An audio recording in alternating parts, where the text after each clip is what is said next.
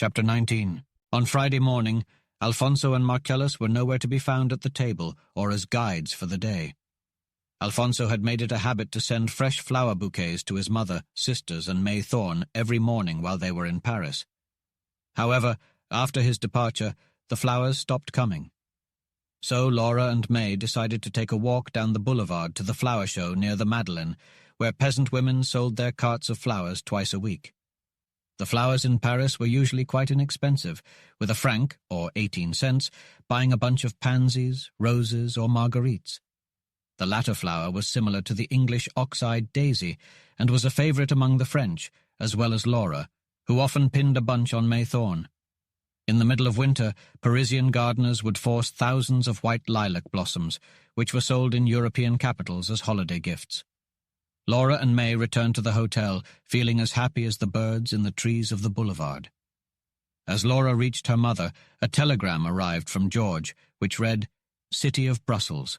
Laura, we shall arrive in Paris on Saturday evening at 6 o'clock. Alfonso and Marcellus are with me, and all is well. The trip has been grand. Give my love to everyone. George." Mrs. Drake and her young ladies planned to spend most of the day purchasing Laura's trousseau and other necessary items. May Thorn was thrilled to be in Paris with Laura and help her choose her wedding outfit. On Friday morning, the Drakes left the hotel earlier than usual. Mrs. Drake and Laura led the way, with Kimberly and May following, to Monsieur Worth's establishment on Rue de la Paix 7. Kimberly remarked, "It's strange that, despite the French ridiculing the English for their lack of taste in dress, the best dressmakers in Paris are Englishmen." Chief among these dressmakers is Charles Frederick Worth, born in 1825 in Bourne, Lincolnshire. He came to Paris in 1858 and opened a business with 50 employees that sold and made fine dress material. Worth now employs 1,200 people and produces over 6,000 dresses and nearly 4,000 cloaks annually, with his sons ably assisting him. Worth creates rare fabrics and designs in silk and other fine materials, and makes artistic ornaments specifically for his designs. Paris owes much of its fashion centre status to him, as he has gained worldwide fame in his field. For nearly half a century, his competitors and the fairer sex have recognized him as the master of his art, despite kingdoms, empires, republics, and cabinets succeeding each other in swift succession. Madame de Portal and Princess Pauline Metternich, both of whom possessed a keen sense of the fitness of texture, colour, and cut, helped Worth to the highest pedestal of dictator of fashions. They could tone and modify with delicate hands until perfection was achieved. The former introduced Monsieur Worth to Empress Eugénie, for whom he designed state, dinner, and fancy costumes. Miss Worth's rare artistic taste is evident in the beauty of his rural home at Suresnes on the Seine, 7.5 miles from Paris. It is a superb work of harmony, like a charming mosaic, with every piece fitting into every other piece. He was his own architect, designer, upholsterer, and gardener. His villa lies beneath Mount Valérien, one of the finest sites near Paris, and the outlook on the Seine, the Bois de Boulogne, and Paris is a dream of beauty. The Drake party hurriedly passed down Rue de la Paix, with the stately column Vendôme in the vista, and entered Monsieur Worth's establishment, where women from actresses to empresses make pilgrimages from the ends of the earth. What a diverse group of people had already gathered. English duchesses, Russian princesses, Austrians, Spanish and Levantine aristocracy, wives and daughters of American railroad kings, oil magnates and coal barons, beautiful women from India, Japan, South America, and even fair Australians, all unconsciously assuming an air of ecstasy as they revelled in the fabric and fashion of dress. And stalking among them was the presiding genius, Monsieur Worth, who in his mitre-shaped cap of black velvet and half-mantle or robe strikingly resembled the great painter Hogarth. Mrs. Drake sent forward her letter of introduction from her husband's New York banker, and soon she and her friends were ushered into the presence of Monsieur Worth himself.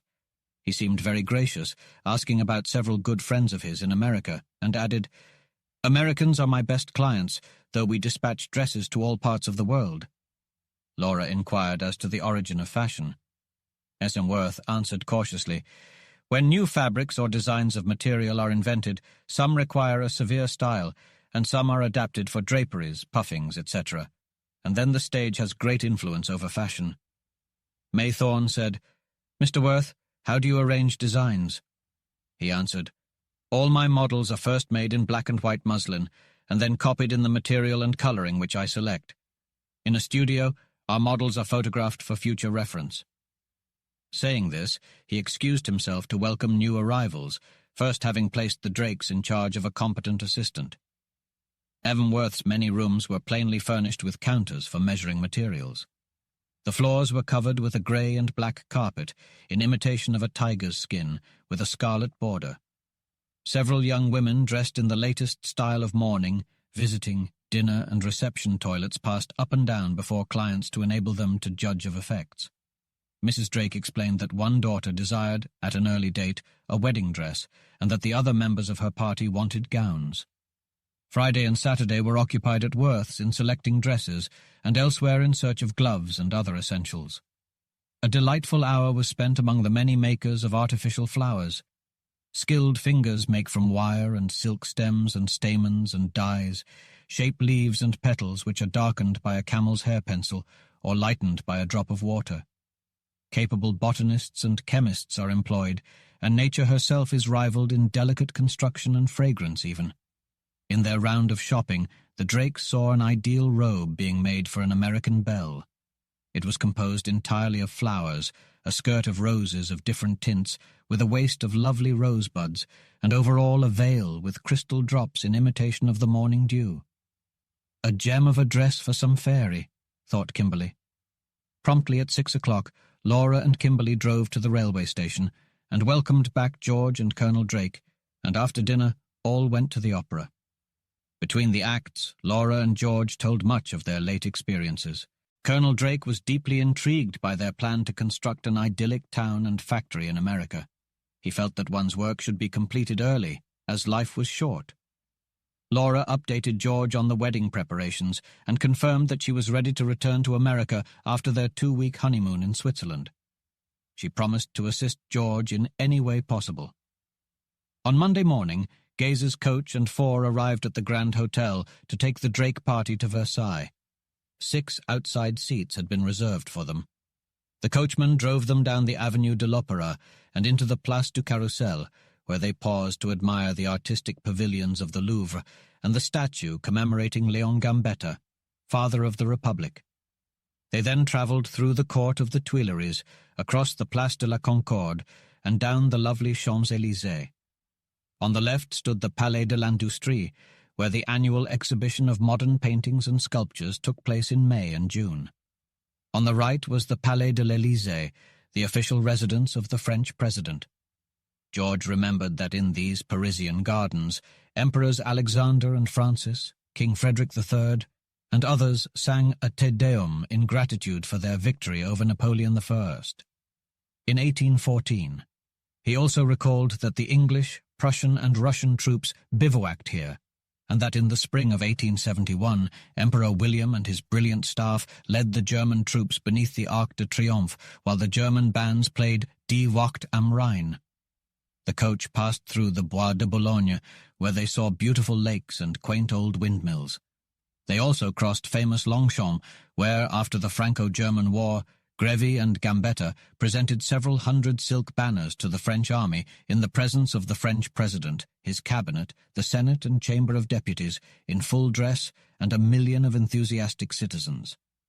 They then drove along the left bank of the river until they reached the ruins of St. Cloud, where Napoleon III unwittingly signed his abdication when he declared war against Prussia. After a 14-mile journey southwest of Paris, the coach climbed hills through fine old forests until they reached Versailles.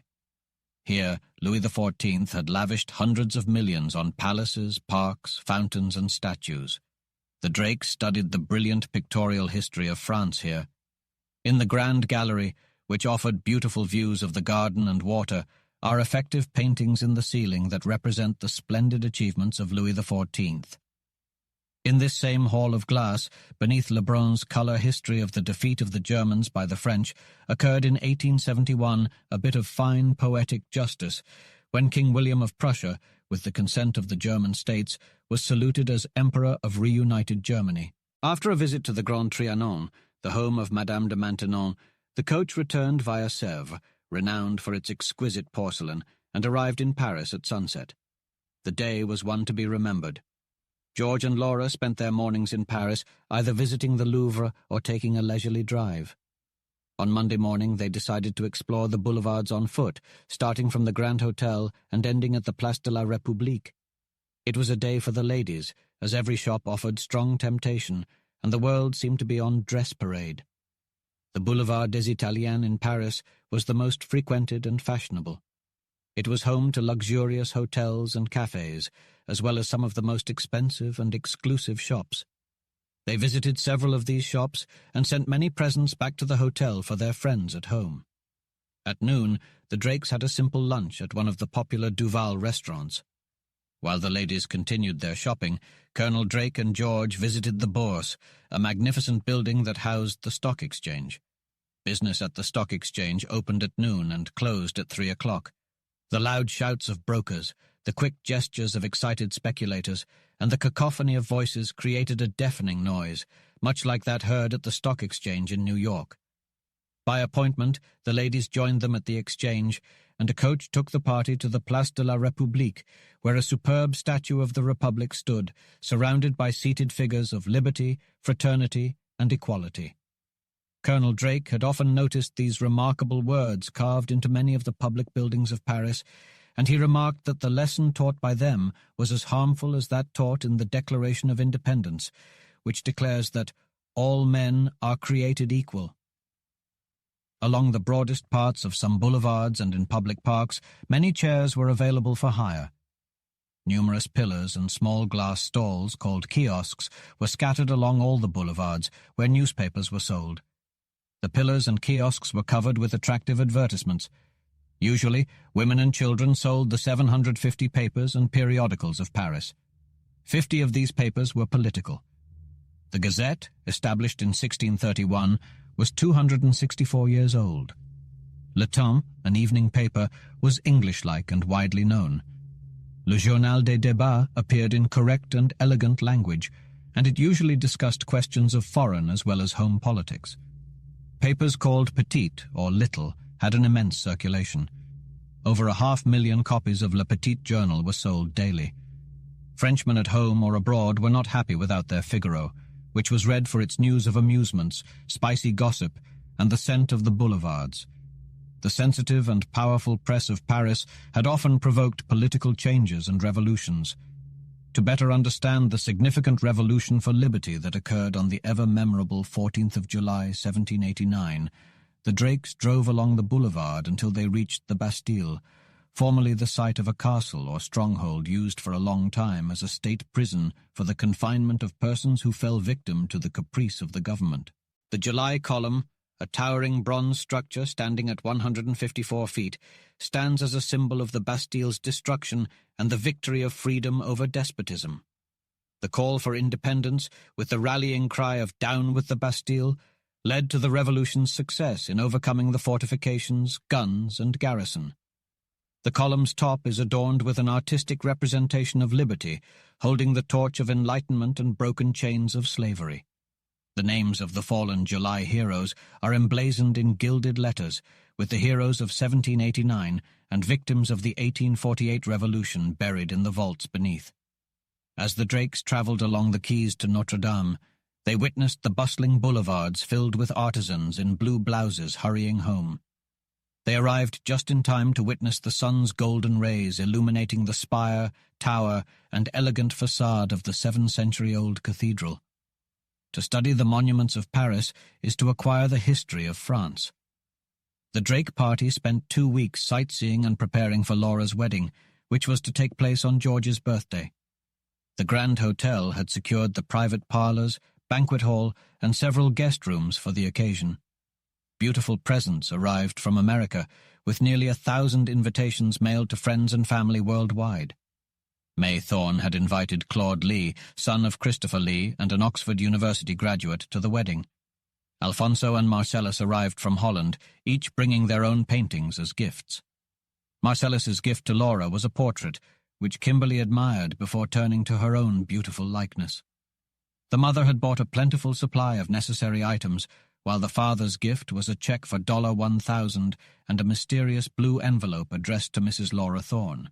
Laura couldn't help but wonder what was inside the mahogany box adorned with rare edelweiss, gifted by May Thorn with the words, "To be opened when she reaches New York."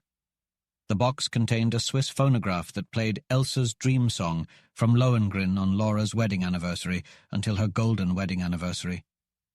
The morning of the wedding, Laura wore the gift around her neck and looked radiant. The private room where the Drakes had breakfast was filled with the scent of fresh flowers. At 11 o'clock, the ushers and friends began to arrive, including the American ambassador and his family.